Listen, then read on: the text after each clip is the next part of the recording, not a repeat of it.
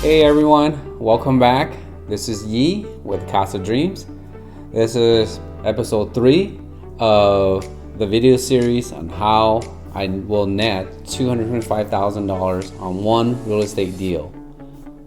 Now, if you haven't already watched episode 1 and 2 of the series, here are the links to the episode. And if you watch that, it will catch you up on everything and information, details on this series. In part 3, I'm going to talk about my thoughts on why I decided to pursue this complex deal, and also break down the numbers, which is, I believe, most of you are really interested in, on how I get to $225,000 in potential profit.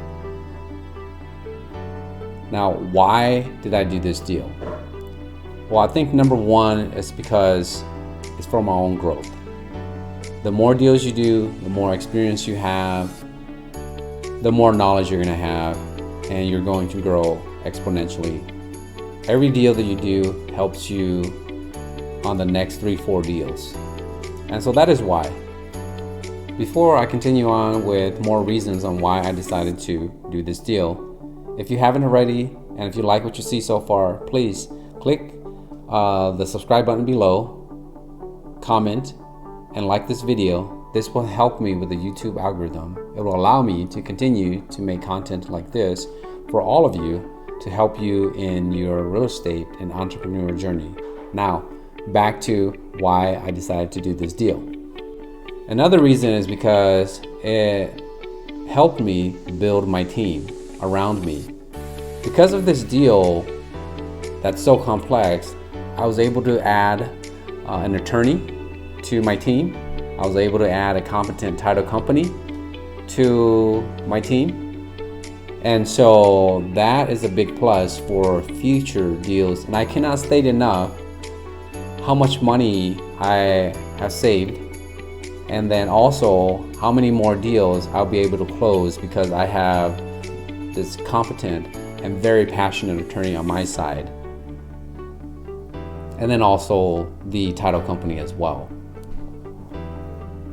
Again, I talked about experience already, but again, I cannot stress that enough about experience.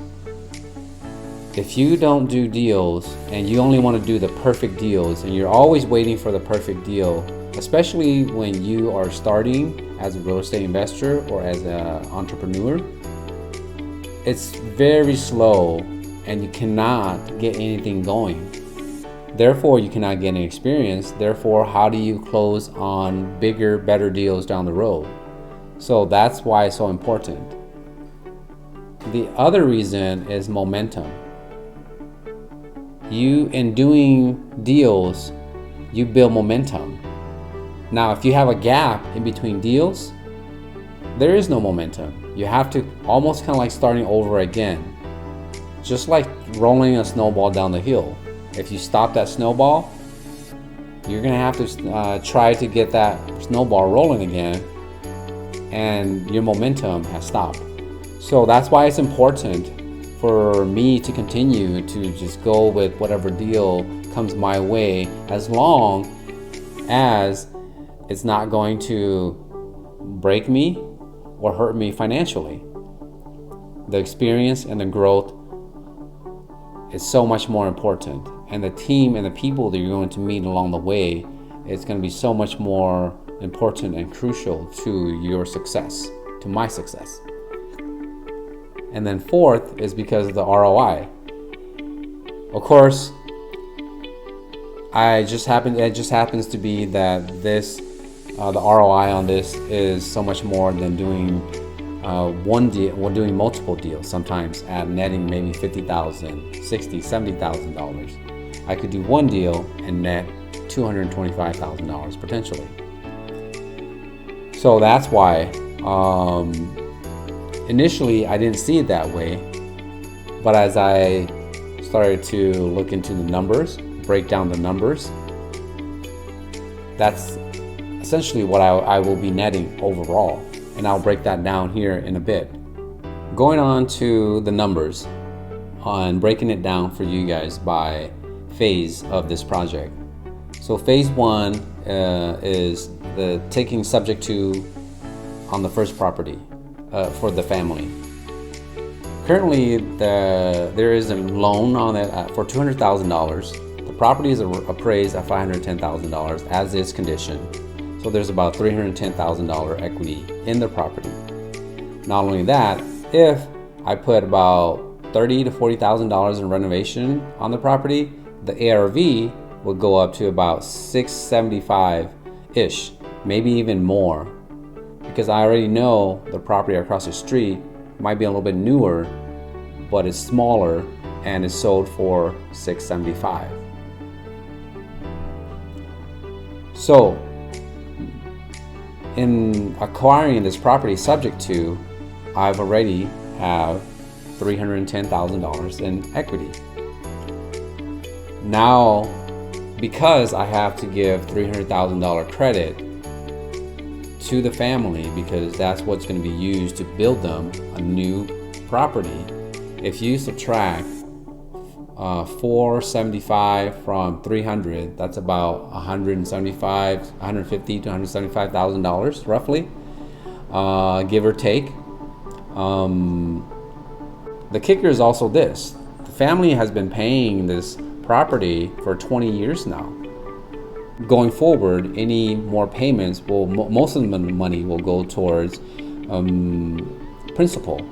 The first 15-20 years, a lot of the money has been going towards interest, and so the pay down on the principal in the next year or two before we complete this project, the entirety of the project, maybe I would have had another $24,000 to $48,000 of equity, because everything that's being paid for, a lot of it is going towards equity.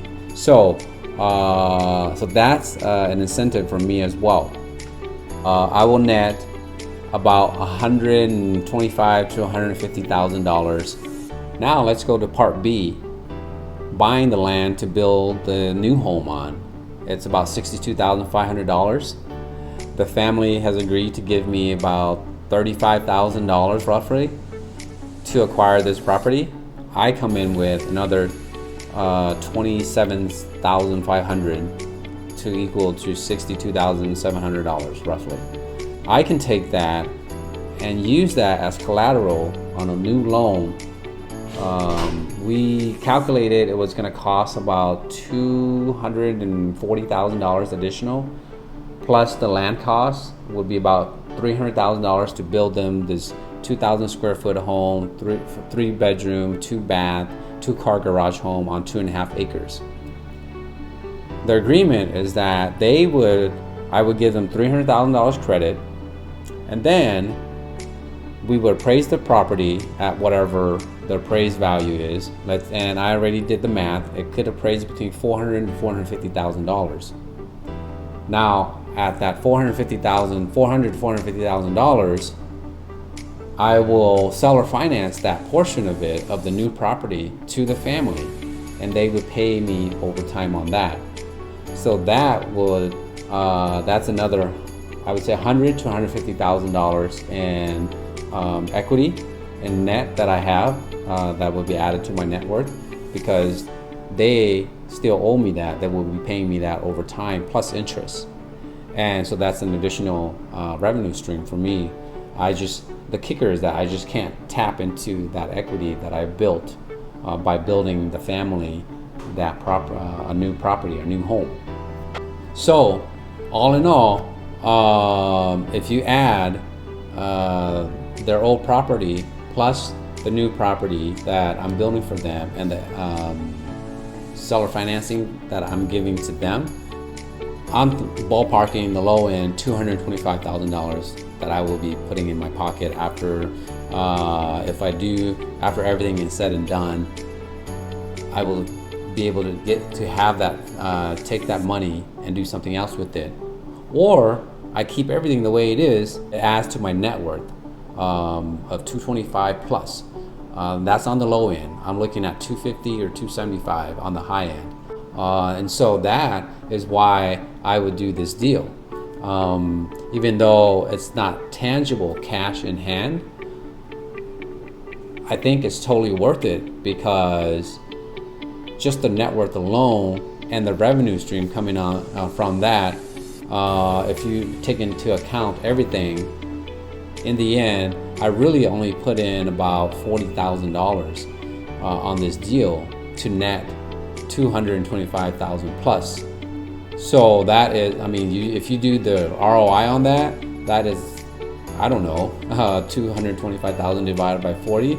That's roughly about 6 times, 7 times the return. I just have to put in a little bit more work, a little bit more effort, and it just takes a little bit more time. It may take me a year or so, but that's still pretty good, because sometimes you have to do 3 deals, 4 deals in a year to net 225,000 versus you do 1 deal and you net 225. But just because I'm doing this deal doesn't mean that I can't do the other deals as well. I would probably be doing other deals along the way, plus this. I know it's been a complex and it's been a long series. Hopefully this gave you inspiration and gives you a lot of information and nuggets to use for your own deals. Again, important, very, very important key, and I cannot stress enough, is follow up, right? Building relationship, building your credibility, and then also finding team members that are important to your success, which is an attorney, right? Not only that, a good title company, and then also others who are in the same field as you. I can't stress that enough either, because I didn't mention that much in the other videos, but you do need a team of other real estate investors that you have relationship with and build relationship with. Be close to them, connect with them, keep in touch with them, so that you can run deals through them as well and get their opinion on what they think you should do. And that is how I was able to get this deal, find the deal, close the deal, and structure the deal to my advantage, so that if everything goes south, the only thing I end up losing is really time and a small amount of money. And that's it for now. I'll catch you on the next series.